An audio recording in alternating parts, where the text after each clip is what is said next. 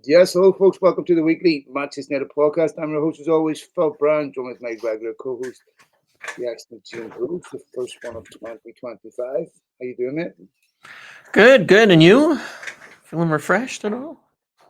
I don't know about feeling refreshed. As the older I get, that's just not a response that actually happens in my body. But I need a holiday from the holidays. Back in a Yes. cabin up in Big Bear with my kids. Yeah. So you can imagine how that is. But Yes. the last time we recorded this podcast, mate, we United had just beaten City. We weren't sure what to expect after that. I never believed for a minute that when we recorded this the first week in January, United wouldn't have won another game, although off the back of a very, very, very good, encouraging performance against Liverpool. But everything that went on in between was extremely disappointing. And of course, we're also in the January transfer window, so we'll cover that as well and some of the other United talking points. But give me a quick synopsis on how you've experienced the holidays. Yeah. I mean, personally, I definitely, yeah, like you say, when you have kids home on the holidays and no school, things like that, uh, everything blends together, and it's like 2 weeks of hard to remember, and coming back to work, it feels like almost like you're going on vacation from your vacation, like you said. It feels that way a little bit, but it was a good holiday in general, good period in general. United were It was weird, right? The whole Christmas period for United was probably really bad, very negative overall. After the City game, and it is funny because it's kind of dovetailed, right, by what was a great win against City, and probably against Liverpool. I would I would claim United's best away performance in over 5 years, against a very, very good team. When you really think it through, I was thinking about that when I was at the end of the game and since, and when I was reviewing it, I was thinking, I can't remember a better away. I mean, we hadn't won away, right? In Against the top eight in like 3 years until City. The Liverpool performance was better. They're running away with the league. They're the best team in England, maybe in Europe this season. We haven't scored at Anfield since 2018. I mean, consider that for a minute. 2018, United have not scored at Anfield, and they scored 2 goals and probably should have had more. We can talk about some refereeing as we usually tend to, but I think they went into Anfield and probably earned a win, even if they didn't get it for the first time since the Van Gaal days, and even then, I don't think that Liverpool was the Liverpool they are today. So yeah, it's interesting, kind of the dovetail of those things, and I think we probably have learned a lot. Obviously, a lot of other interesting stories have happened in the meantime, on players, on coming into the window and all of that. It's been a little bit of an interesting time as a United fan again, as usual. Yeah, never a quiet news day. And there's lots of things to talk about how Amarim has conducted himself through what is a very turbulent time. Of course, there's a lot of anger towards Ineos because of the announced budget cuts. Some of them look caustic, some of them look terrible. We'll get into to a little bit of that, of course, and what are the prospects going forward. But I'm someone that, as you know, it takes me a long time before I turn on someone. If you're a manager or whatever, the only criticism I could have had of Amarim during that time was when he picked the team for Newcastle. It was hard for me to understand that he could pick a midfield with Casemiro and Eriksen. Predictably, it ended exactly like Yeah. most of us knew what it would.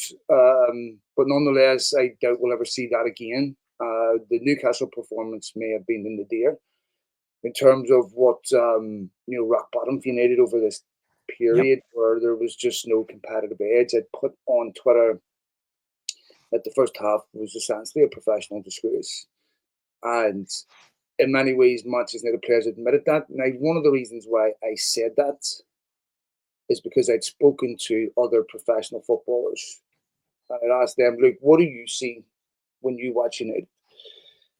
Because I want to make sure that what I'm saying is commensurate with the the opinion and the views of people who've actually played the game at that level.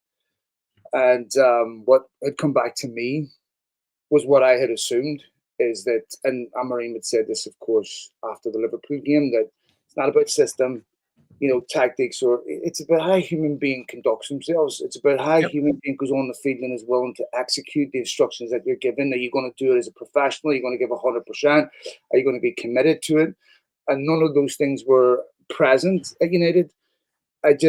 So we finally got that at Liverpool. I was hoping that no matter what happens at the end of this game, just be able to look the fans in the eye. You can lose, but don't surrender. That's all I'm Yep. asking. And we got a performance that both was encouraging, but also a bit of an indictment on United on what Hmm. we've seen previously.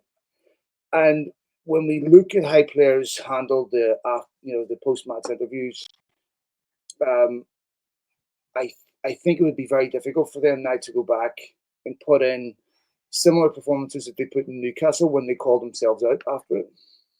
Yeah, yeah. I mean, Bruno Fernandez. I've been personally fairly critical of his play recently, and he himself then, called himself out on that point. On obviously having got a red card and not being available was a big factor.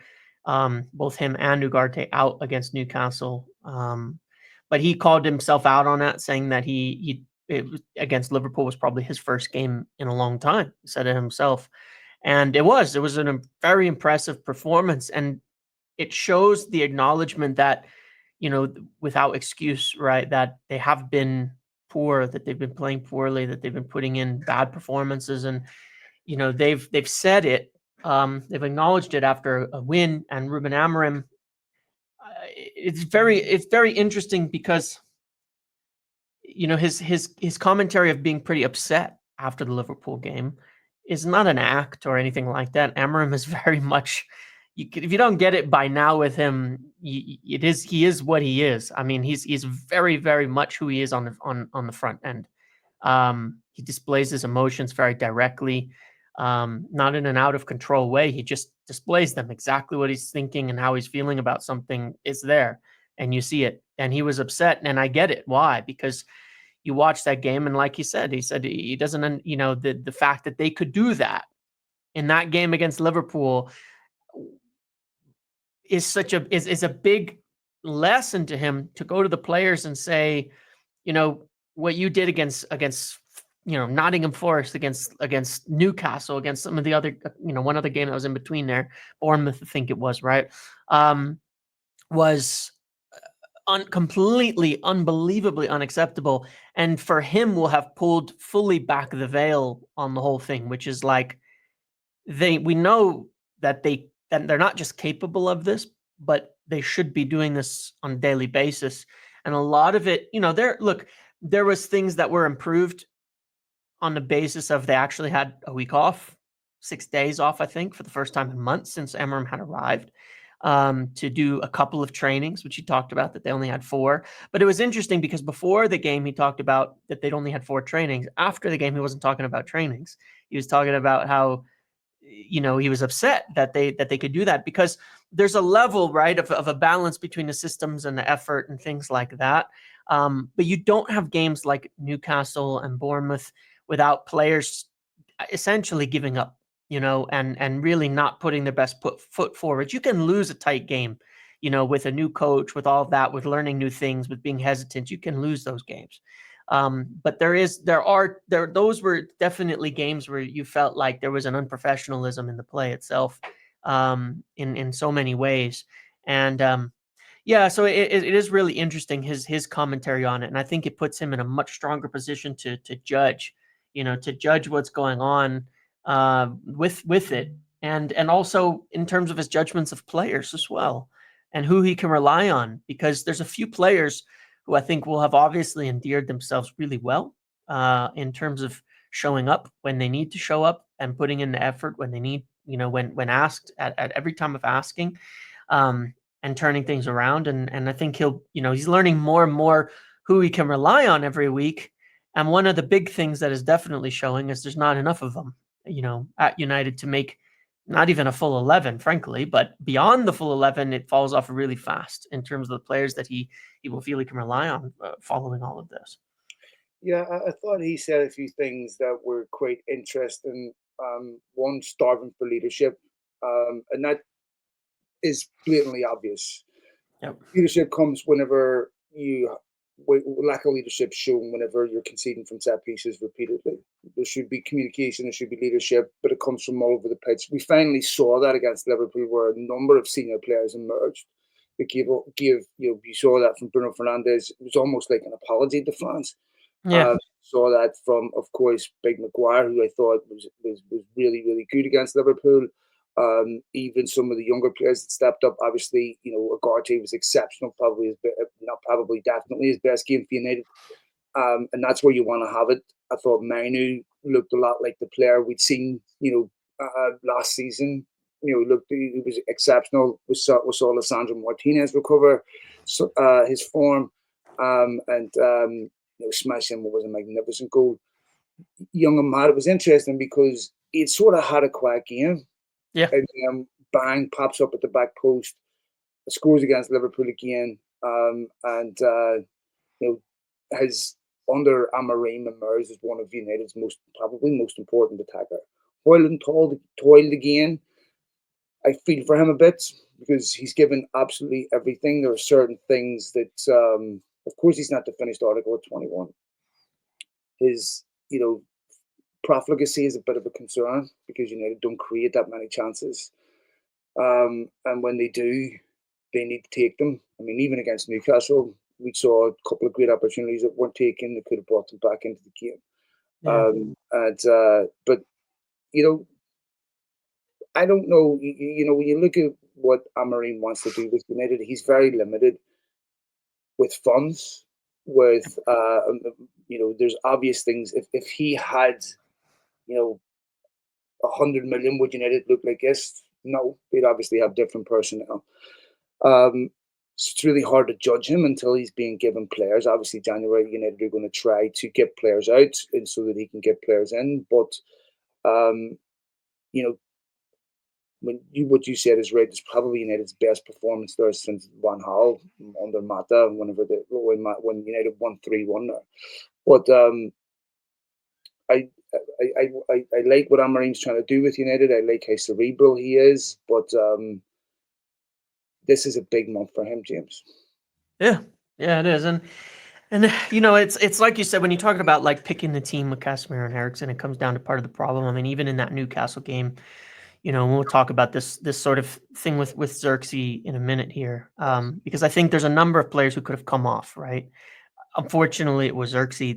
The change did work, it probably would have worked if someone else had come off for Kobbie Mainoo. United were much better as soon as Kobbie Mainoo came on, and he showed in that game a totally different level to many of the other players in what he was bringing to the table. And I thought, and against the Liverpool game, he grew as the game went on and got better and better again as well.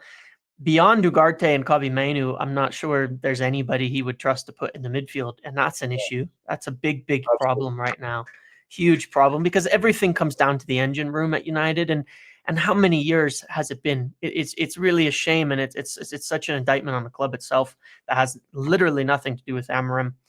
How many years we've been talking about the midfield at United not having enough there, not having players and having players beyond their age, relying on them to get in there. So it's like we hope Casemiro can turn back the clock a bit, like we were hoping, Nemanja Matic when he was still here. Quality, amazing player. I mean, again, Matic, like Casemiro, one of the best midfielders of all time, quite literally. But we would have to hope he would be able to put in like an old school performance from him that we knew was tough for him with his own, physical traits, slowing down in order to have a competent game. It's been like this for so long at United, and it has to be. It for sure has to be solved. That's a major problem that he's dealing with.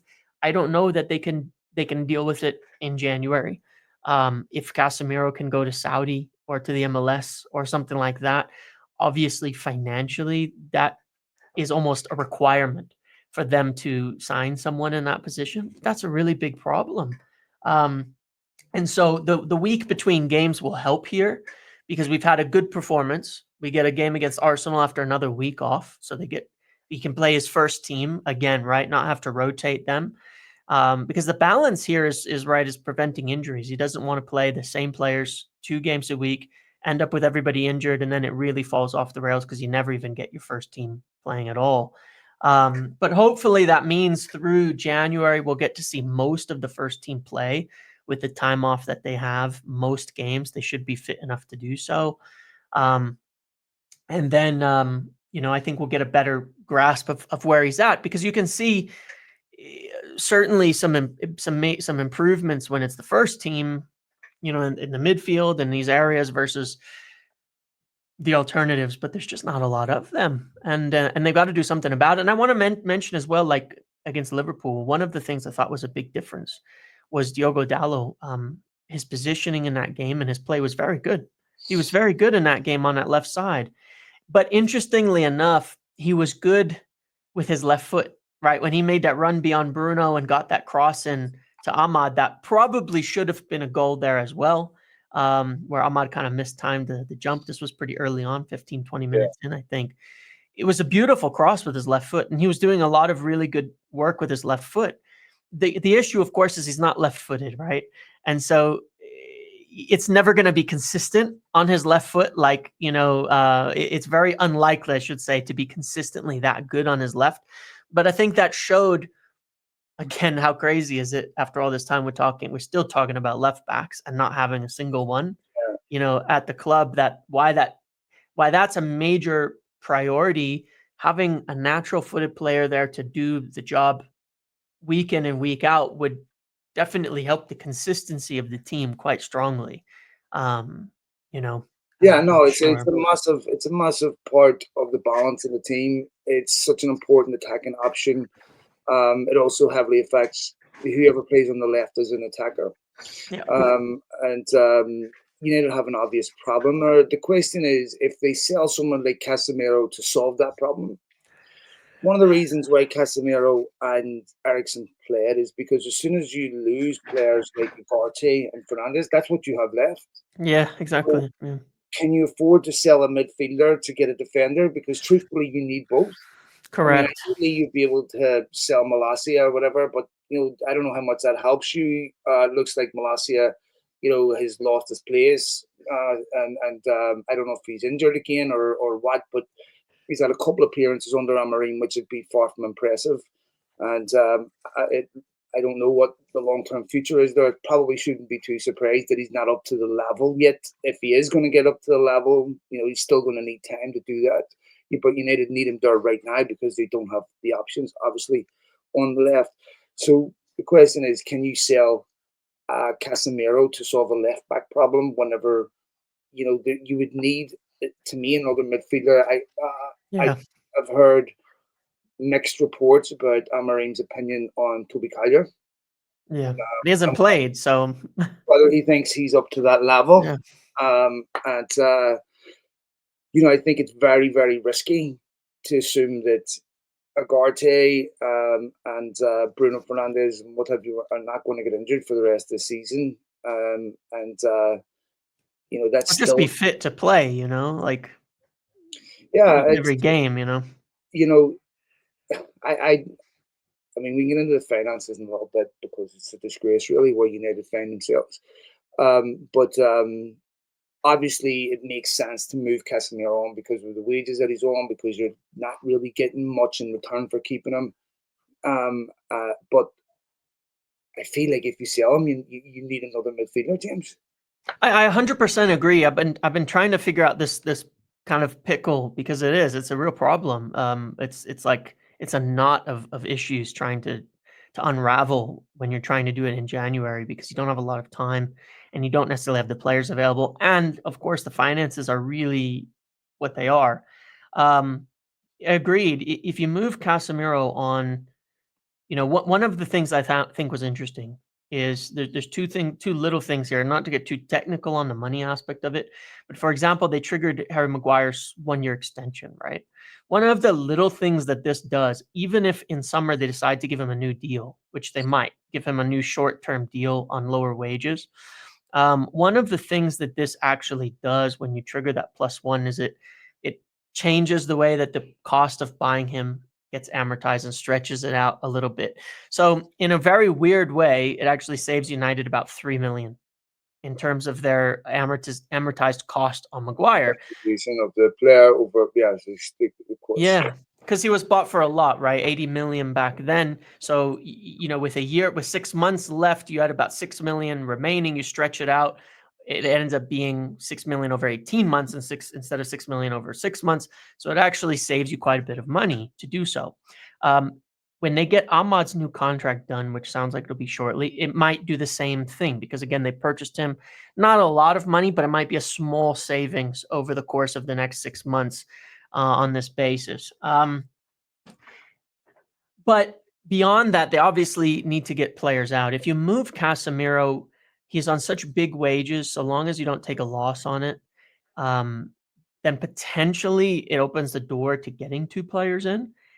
Just depends on the structure of the deals. But I would agree, you can't move Casemiro to sign a left back and not sign a midfielder. You have to, but who can you get? I honestly have no idea.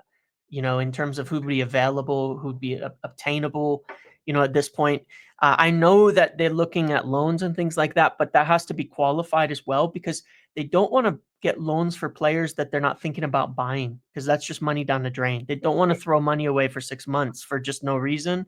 They will only want to loan players if there's a potential consideration that they'll buy them in summer, and it's more like a trial run than anything. Otherwise, the money is wasted. It's useless, right? So it's such a challenge. Malacia going on loan could obviously, going on loan or being sold could free up a little bit of money on the left back side.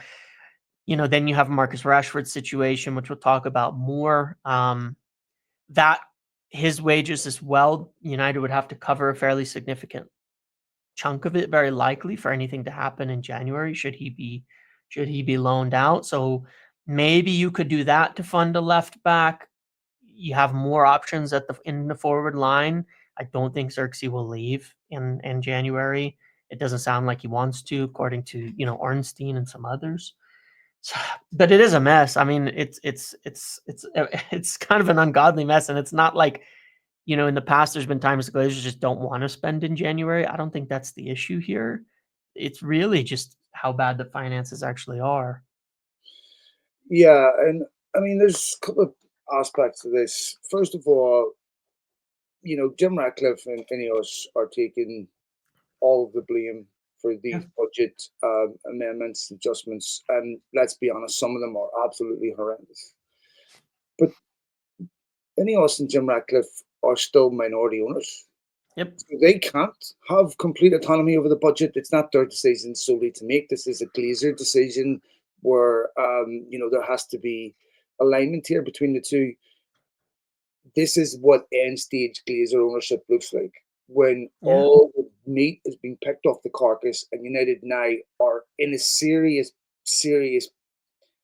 position where it's not just about recruiting players that are of Manchester United quality, but being able to keep the players that you have. Yep. I don't know what it's going to take for United to become, solvent. But if it's going to involve ripping the heart out of the football club to do it, then what have you left? If I don't care how bad the situation is at Barcelona. Pedri, Gavi, Lamine Yamal, players like that, they're, Cabarsi, they're not for sale. So how is it we're in a situation where people like Kobe Mainu, Chelsea are chasing Mainu? How Chelsea compliant with PSR and United aren't? And if we're in a situation where we can no longer afford, competitive wages to compete, what do we have left here, James? What did Jim Ratcliffe buy? And that's just what, Jim Ratcliffe doing all these interviews saying these are necessary cuts whilst lauding the people who are responsible for them. I understand there's a strategy about making sure, they want to sell, but this is unacceptable. And I know that there was some type of contractual commitment that didn't allow Jim Ratcliffe whenever they bought the football club to come out and criticize the Glazers and all that. I know there was some of that discussed whenever they were accepting the investment. And I'm not, without Jim Ratcliffe, James, it's unthinkable. I mean, 300 million has already gone in, and we're still in this position. I don't know. Yeah, he's the only owner that has invested money in the football club, since 2005.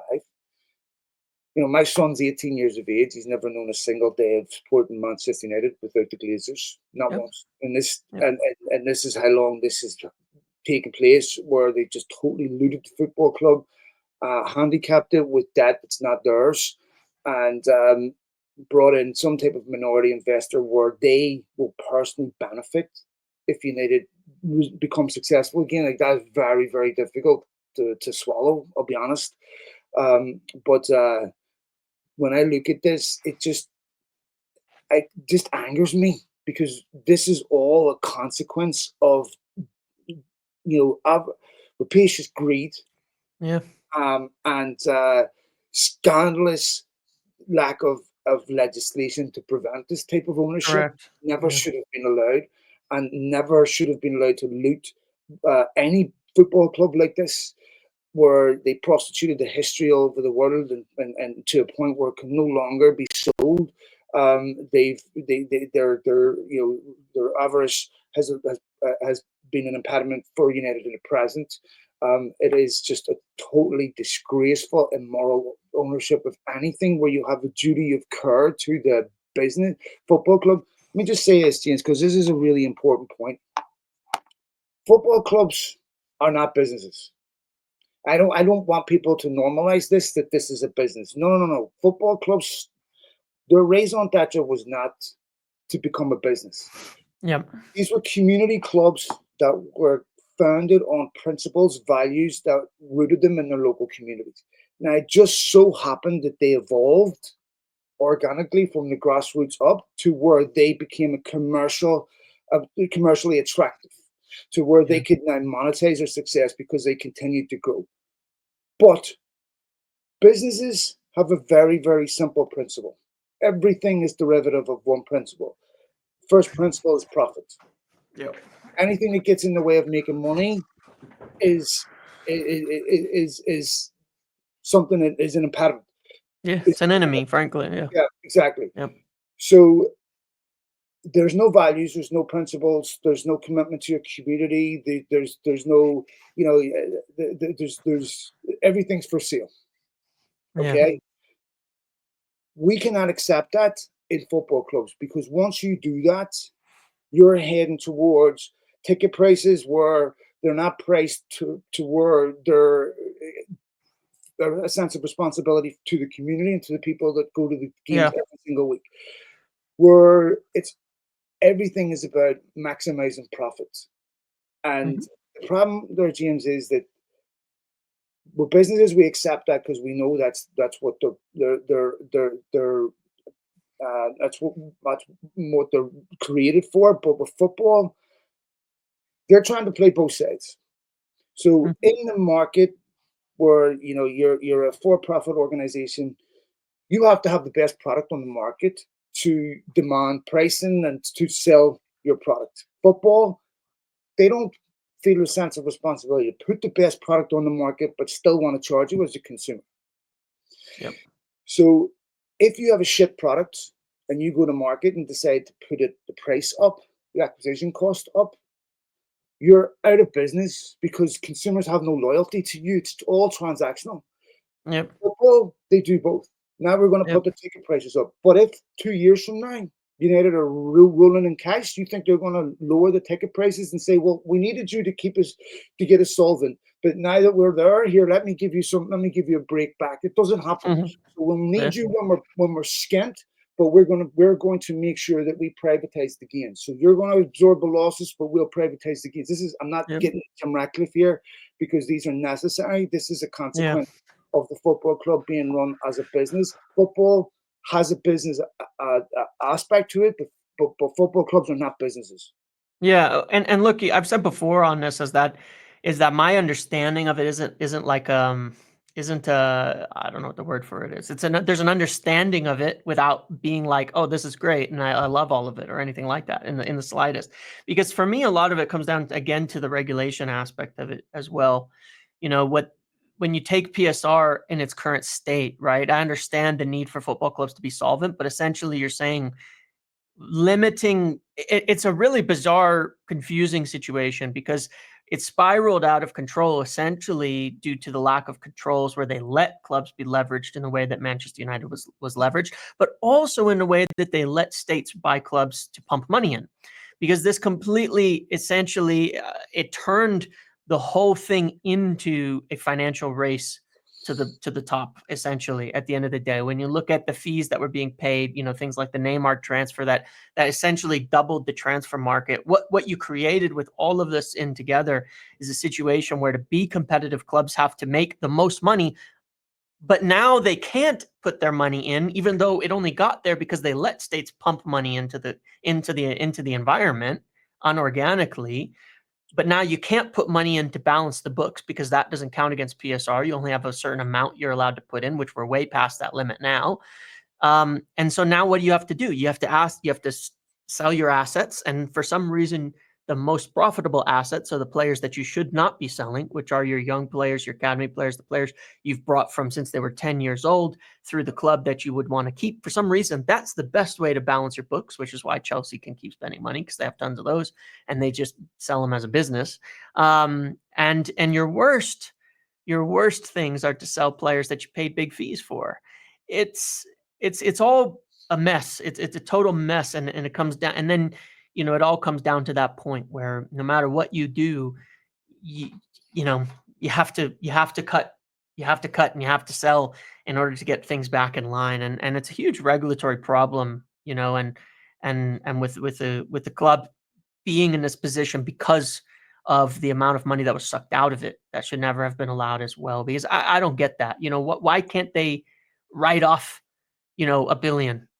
The Glazers have sucked $1 billion out of the club. Why does that count against the club? Why does that count against the Never should football? have been allowed, James. It's like, it's Ratcliffe can't crazy. just pay off a debt. No, he can't. First of all, he doesn't own the business.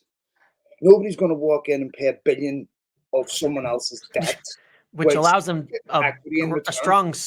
strong foothold to stay if you pay that off. Unless you're an idiot, right? They could just take more debt out too. Yeah, you could take for equity. That's but the Glazers are not going to dilute their ownership to pay off debt that they don't care about. They just don't care. That's not their problem. So they've never seen the debt as something that they owe. So, but James, I'm going to slightly defend city and state ownership for a second. Okay.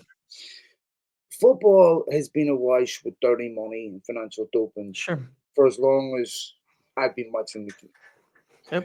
AC Milan were financially doped when they were bought by Berlusconi. Inter Milan were bought when Massimo Moratti and Pirelli financially doped Inter Milan. Juventus were financially doped by Fiat. Right? And this stuff has been going on. Marseille, the elite cabal never once considered FFP when they were dominating. Correct. The regulatory capture happened whenever Anzi Makachkala started getting money, whenever the Chinese, all these, whenever. Yes.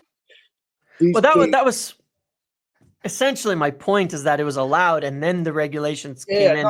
You know what I mean? They should. I'm not saying that cities shouldn't comply with the rules that they agreed. Of course they should. But this was designed to keep clubs like City out, right, and to keep prices down, so that they weren't inflating the price of mediocrity, right? So they created rules as a barrier to entry, right, to keep and to discourage that type of ownership. Football, has Pablo Escobar on football clubs, right? I mean, the worst people in human history have been involved in football, and no football club are so morally and ideologically driven that they would turn down money from Saudi Arabia, or just doesn't happen. Now, I have my own moral opinions on who should own football clubs, which I've talked about many, many times in the past. So to me, there should be some regulation that makes it to the point where there's it's still a very low bar, but if you're a war criminal, you shouldn't be allowed to Yeah. have anything to do with football or sport. Yeah. But Yeah. ultimately, the authorities just don't care. Yeah. I mean, they don't care. They have no. They're never. The world's governing body was up to its neck in corruption, right? Yep. I mean, the level of corruption in anything that has enormous amounts of money is indescribable. Anything that has a huge amount of money, human beings are not going to handle power responsibly. They just won't. So, on a moral aspect, clubs can't be morally or ideologically opposed to what's going on in the city because Yep. football has no moral legitimacy to proselytize about it because it's been contaminated by dirty money forever, right? Yep. Now, I'm not saying that doesn't mean cities shouldn't comply with the rules. They should, right? Because everyone else has to, and that's the rules that they Yeah. signed up for. But United are now being strangled by the Yeah. rules that they created to Yep. keep Leicester City out because they never expected to be sitting in Yeah. the position they're in. Now they can't do what City did to Yeah. They rebuild can't the football cheat. club Yeah. because there's rules against it, and they have Yep. legal teeth because they're now being enforced. In some sense, they're being hoisted by their own petard. Yep. That's so this is concerning, Yeah. It is. at least, because it's very difficult to assume when you're taking £50 vouchers off your stewards that there's a player beyond the reaches of a club at United if someone really wanted them. Yeah. If you're going to sell, I mean, to me, it's unthinkable that young players like Paul Scholes and Ryan Giggs would have been available at 19, 20 at Manchester United because, one, their ambition outstrips a football club, and two, they're not in a position to afford to keep them. I mean, this is a big Yeah. inflection point for No. United. Yeah. How do you? I mean, but go to the summer. How does even if you have 200 million, how does that Marine attract top players to a football club that Yeah. is a mess? Yeah. This Now. is something that this is why I think January is a really big window because United cannot be mid-table this by the end of the season. Yeah. They have For to be in a sure. position that says this moment will quickly be forgotten if United are back amongst the European Correct. places, which is not that far off. Yep. But they have to have something to build on. Yeah, and look, I wanna not correct, but just kind of update on a couple of things on this point. And because they're doing things in some sense, that it is a problem. In some sense, some of it's smart. One of the things that United have done poorly is reward young players with too big of money too soon. Very often, in terms of contracts that have gone to bite them back in the end, right? I mean, we saw this. There was a point, and this isn't. I'm not jumping on the case of the individual players in this instance, but there's a point No, I Brandon agree with Williams after that. Brandon Williams after a few games got like a 15 times wage boost and then ended up not being, we had the era, right, of value retention. We'd extend Phil Jones and we'd, on 150K Yes. because why? No, because that was just what it is, right? The Kobe Mainu situation, he has 2.5 years plus one remaining on his contract right now. There are a couple of football factors that come into this. Number one is that they'd like to have him on reasonable wages, which he probably would deserve in terms of a new contract. In the past, players might look at it, what United have done previously, and there's a pain point here, right? And say, well, you gave, X player 300,000. Jadon Sancho came in as a new signing. You gave him 300,000 a week, and he's a year older than me. Why? I'm here performing. Why don't I deserve similar to that? It's hard to get across to understand that was a massive error, right? That those are things that cannot happen anymore. And the adjustment to that is hard because players will look at that and think, well, that's what's been happening. Why don't I get that? And they're not wrong, but this is why it's so difficult when you buy a business yeah, and then you're yeah, trying to allow me for yeah, allow me a liberal use of that word business when describing United. yeah. No, I get it. When you buy a business and then you start taking back all the Yeah. incentives and previous pay structures, and then you're So asking those hard. guys to go out and be motivated. Yeah. This is very, very difficult. And Yeah. I don't care. The morale's on the floor. it's very difficult to adjust people to a new set of incentives and a new structure that doesn't reward you in the same way the previous one did. Correct. It's really And hard. being held to higher standards, and Yeah. some people can adapt to that, some people can't. And in Ineos's defense, they're in a similar position to what Amorim's in. They're Yeah. not in the building stage yet. They're in the demolition stage right now. Yeah. They're demolishing all the old structures and all the old working and all old systems in place that put United in this position.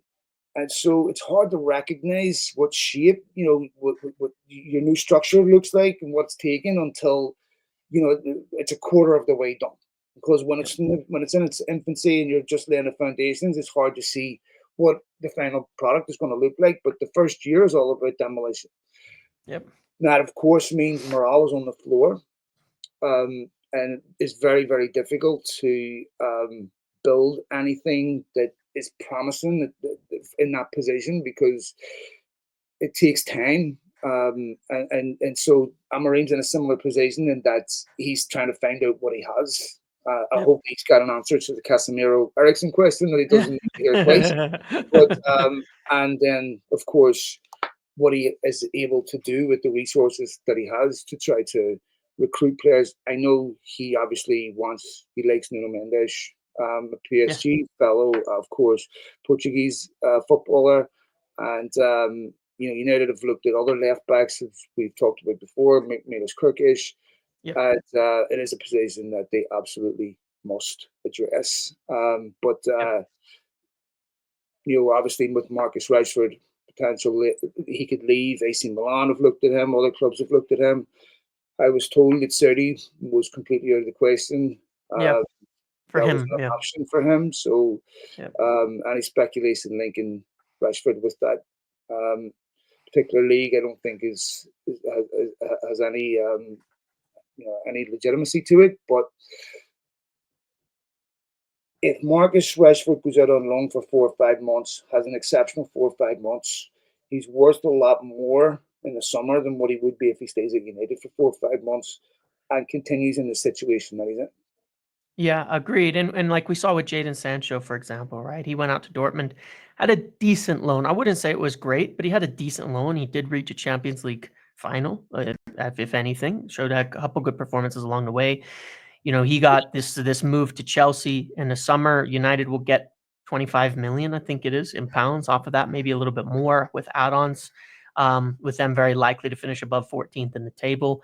And there's a similar potential route for Marcus Rashford where he could go somewhere, perform well, improve his value. And again, there's a lot of clubs that still rate him. The wages are high. The situation, of course, is a lot of clubs are going to hold United to the fire on this and say, pretend Marcus Rashford isn't a good player, or not that, but, pretend he's not worth money. So to get United to cover his wages because he's kind of frozen out of the team essentially at the moment. But it's probably something United will have to deal with, is just to accept that, to pay part of the wages. Situation with Casemiro, now you're short, James. Yeah. Because now if Marcus Rashford goes, you need a forward. Right. So Koulibaly on loan, I'm not enthused by. No, and I think that again, you take Kolo Muani. One of the things here is that they did like him a lot. Two summers ago, there were Harry Kane, Victor Osimhen, Kolo Muani, and Rasmus Højlund were their four main options. Kolo Muani's done the last 2 years. No, I understand, but let's give one area of allowing doubt here, which is PSG, because Manuel Ugarte was someone Enrique was trying to freeze out of his team. France, I understand. Trust me, I have the same concerns. But let's put it this way, right? Marcus Rashford is not in the team. Okay, if they're not expecting, if it's kind of the call, right? If it's a coach's call to have him not in the team, you don't have him anyway. It's difficult, and I can't say I even agree with it or understand it 100%, but we kind of have to live with that. I think it's the most realistic thing. Again, I think I would see it as a tester run, like, see how it goes for the months, and if it becomes an option in summer. Look, there's not a tremendous alternative of options Yeah, from, even if you have 300 million, what top not in striker you can, January. they're not out Yeah, there. I understand that, and you have to be realistic. Where are United at? Are they getting better options than someone like Kolo Muani? Probably not. And is it better to have Kolo Muani on loan for 6 months, possibly contributing, versus having Marcus on the sideline and not giving you anything, because the situation is not resolvable. yeah, So I understand that, but um, you know, it's just, PSG might be in a similar position. We're not loaning this player out without a commitment to buy. Why? yeah, No, I don't yeah. know. We don't know, and yeah, look, there's not a ton of options. I mean, there's not, and it is a really complicated situation of like, it is complicated because let's say someone does come for Casemiro in January. You don't know they're going to come for him in summer. You know what I mean? But you need to move him at the same time, and it is such a tough balancing act. At this point in the season. But I think most realistically, is that they get a left back in. There's little things they can do to make a move to get a left back in. Like we said, there's Nuno Mendes, there's Kirkus, there's also Dorgu and others that have been added, players that they could bring in. They're that could come in here. So it seems like this is something they could get done. I don't know. It's really up to Amarim on that basis. I'm sure they'll ask him. Would you be willing to let go of Marcus Rashford? You think this is unresolvable? Would you be willing to let him go without a guarantee we can get somebody in? Because it's hard to guarantee it. It is at this stage of the club, and that's going to be his call, on that point. Not to put the blame on him because it's not his situation, created at the club overall. He didn't build this squad. He hasn't signed a single player. He wasn't even here, for summer. But that will be kind of his call, his decision, very likely on that, as if he's accepting of that or if he thinks he can resolve it enough to make it to summer. But yeah, it's a bit of a mess, and again, just on like the Kobe Mainu thing, Ahmad will be getting a new deal, which is good. So they're having that done. I think there's hope that the wages he will come under as one of the best performers this season will help set the tone a little bit better for discussions with players like Kobe Mainu, because he's not going to be getting 200,000 a week, which Nor is should he, James, by the way. what's that? Nor should he. And I'm convinced Yeah, United will get him signed. yeah. I'm not really worried about it. Yeah, It's just I it's agree. negotiations. Yeah. It's just it takes it's setting a little bit of a tone. And I think Ahmad agrees a deal at 125 or something, which is probably what it'll be. It's going to help you go to Kobe Manu and say, look, this is the bar. This is what we're doing with players who are young. You're 20. You've got bigger contracts ahead of you. You keep performing and stay healthy. In a few years, yeah, you're going to be nailed on, always first 11 player for a team that's competitive. Then we'll have more wages, all of that. Yeah, I think it's a little bit being boosted as part of negotiations, because I've looked at some of the Chelsea side reports and things like that, and they're kind of going, we have like a dozen players in that position right now. I don't think we're buying Kobe Manu anyway. So I mean, look, I expect that United will get him signed. And it's same with Garnacho. I think Garnacho is in a situation where it's like, I would be a bit more comfortable with United not renewing Garnacho right away and saying, yeah, you need to show that you can make this next jump in your development, yep, because you're asking to be held to a standard. Your contract negotiations are based on you be holding yourself to a standard that we also have to hold you to. If you yes, want to be paid, elite level money, then you have to be elite level every week, yep, most weeks, and you're not there yet. So I think that these are exciting young players, but the next stage in development is the hardest one. yep, To become a young prospect to being a consistent top level performer, and yep, most young prospects don't make this development. It's yep, really hard. So, most young prospects end up becoming good players, not great players. And a lot of them disappear. So, I think United have learned from situations in the past where they've overpaid based on, an expectation that their potential will be fulfilled. But so few have at United. Some of yeah. that's United's fault, but for me, it's like Manu and all the other players have to recognize you're part of the reason why United are in 14th. So Yes. don't put that responsibility on the other people. Take it yourself and say, okay, I'm not better than this. Yeah. Okay, so let's play for a new contract, incentivized based on success on the field, and that's what United have to do, Yep. in my opinion. Okay, my friend, Arsenal away next week, or this few days from now. Jesus, sorry, When is it? It's a Tuesday. It's on a weekend though, isn't yeah, it? it's this weekend. So FA Cup. What I don't think United will get done in again by set pieces.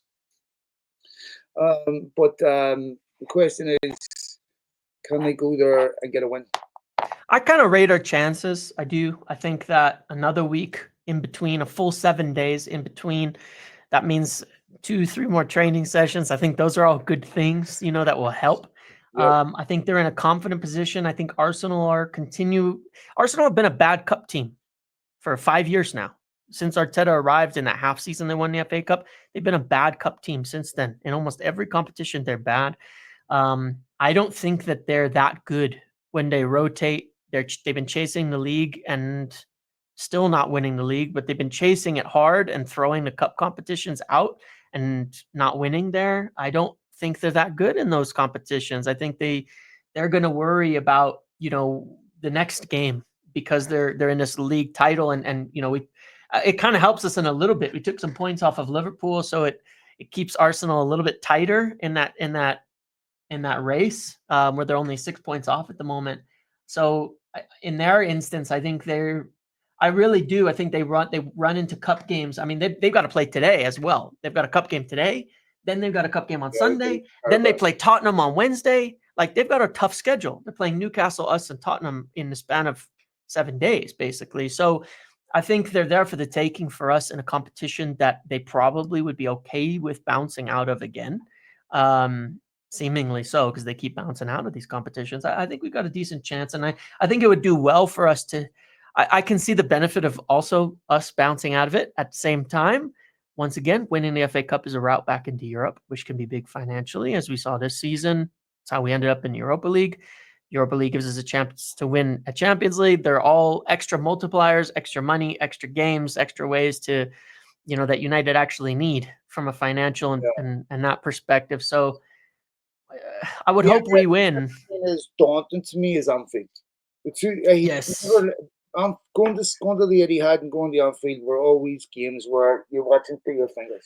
Yeah, you think we're just going to get. Had that feeling going. Even though United's recent record there is terrible, I've always felt that United are in with a decent chance at the Emirates to win the game, where it doesn't hold the same aura, the same concern. We had good games under Ten Hag even there, where we were very close. Yeah.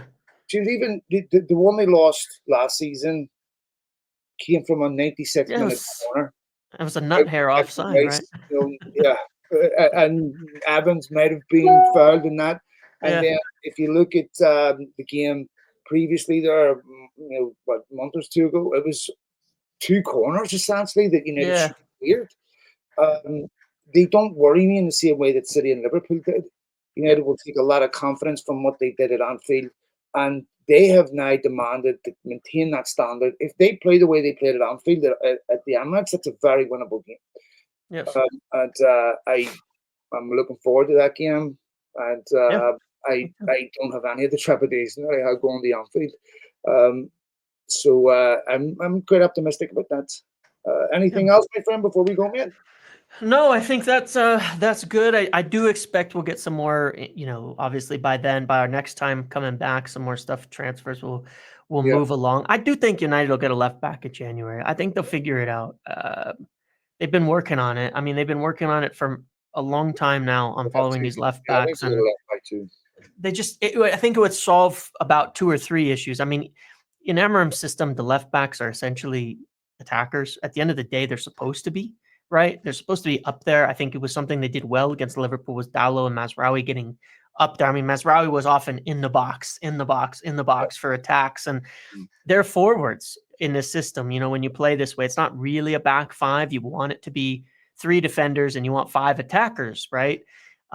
We've seen they've been better when Ahmad has been on there. So it can help with a few problems, including the attack, by getting someone there. And I do think they'll get something done in this area, and I hope they do. But I hope we'll have something on that by next week. I think they will too. All right, man. We'll leave it there. Thanks to all of you again for downloading the podcast, for your follows, likes, retweets. And I know I need a microphone. I swear to fucking Jesus. Look at this. Plugged in, right? Recognizes it. Yeah, let me see. You see how you read that? But mic doesn't show up my computer. I know I'm technically illiterate, but I know how to plug a microphone in. It's for some reason. I gotta do it. I'm gonna go and try and get another one here. Bastards. All right, mate. We'll leave it there. Thanks to all of you again, folks. And we'll be back next week. Take it easy, James. See you later. Bye, mate.